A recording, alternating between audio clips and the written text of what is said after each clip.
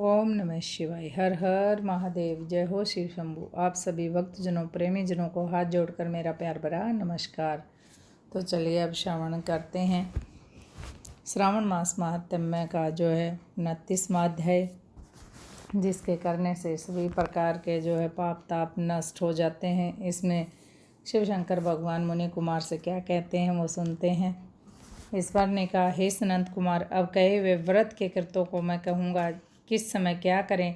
हे महामुने उसे सुने। सावन महीने की तिथि किस समय की लेनी चाहिए, किस समय का क्या विधान है, पूजन तथा जागरण आदि कैसे करें, उस काल में किस समय में मतलब क्या काम करना चाहिए, वो अब मैं विस्तार से आपको सुनाऊंगा।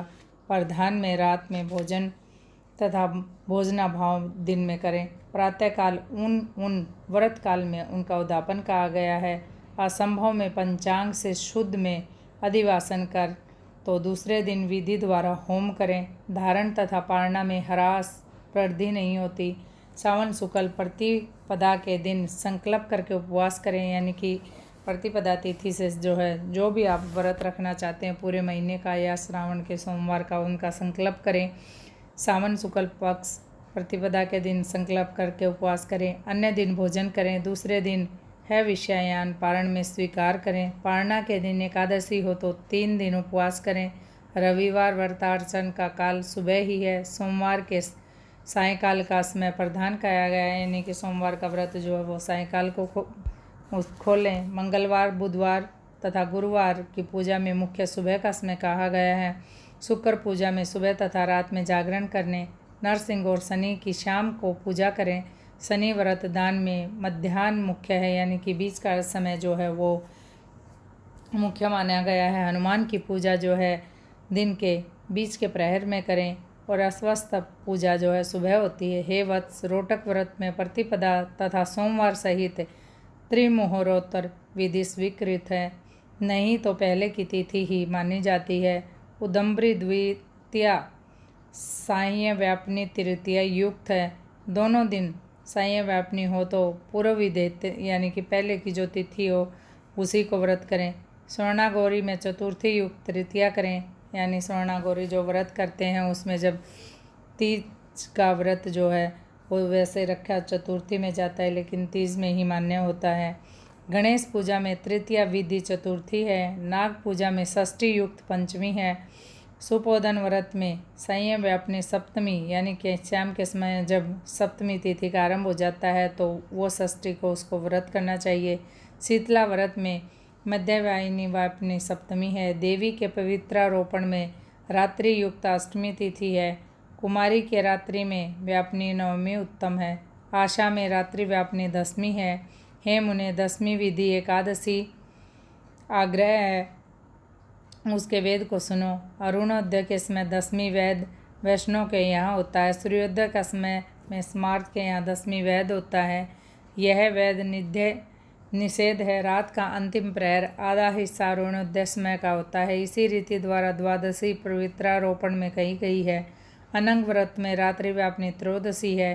द्वितीय पहर में व्यापनी हो जाने से परसस्तर होती है। शिव पवित्रारोपण में चतुर्दशी रात्रि व्यापनी होती है, यानी कि चतुर्दशी जब लगी हुई हो तब व्रत करना चाहिए। अर्धरात्रि व्यापनी अधिक उत्तम है।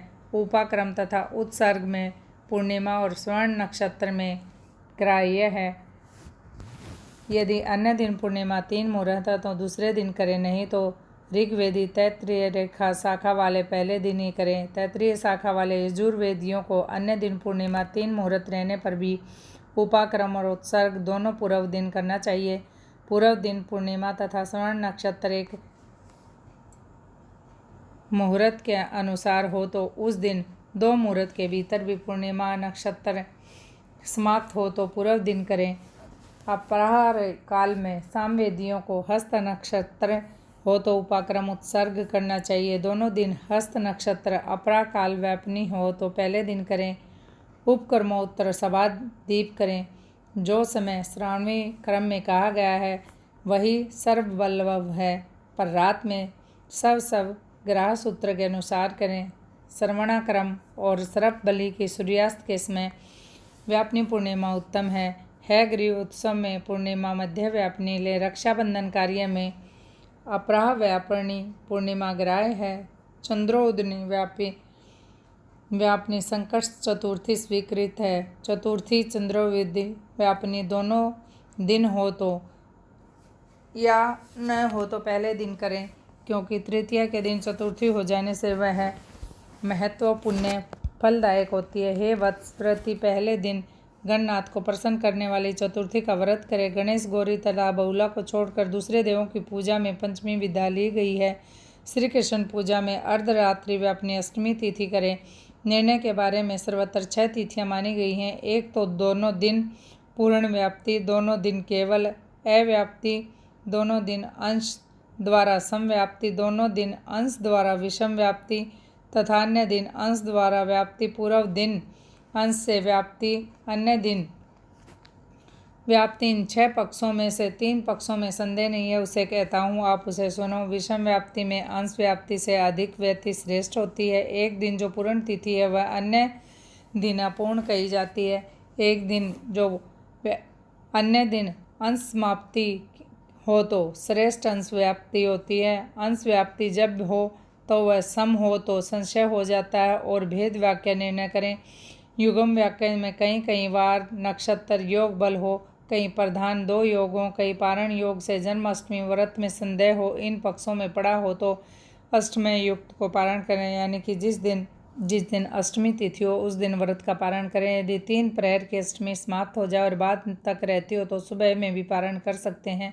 पिठोरा व्रत में मध्य व्यापिनी अमावस्या शुभ है। वर्षवार्चनी में सायकाल व्यापिनी अमावस्या ली गई है। दर्भों में संचय के संगम नियम संयम है।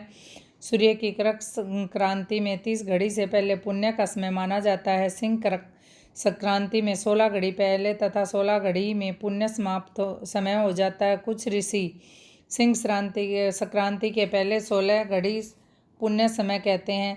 अगस्त ऋषि समय व्रत विधि सहित ही कहा गया है। हे वत्स, मैंने यह कर्मों का काल निर्णय कहा गया है। इस अध्याय को जो श्रवण करता है तथा जो इसे कहता है वह श्रावण महीने के सब व्रतों का फल पा जाता है। ये था श्रावण मास महात्म्य के 29वें अध्याय का महात्म्य।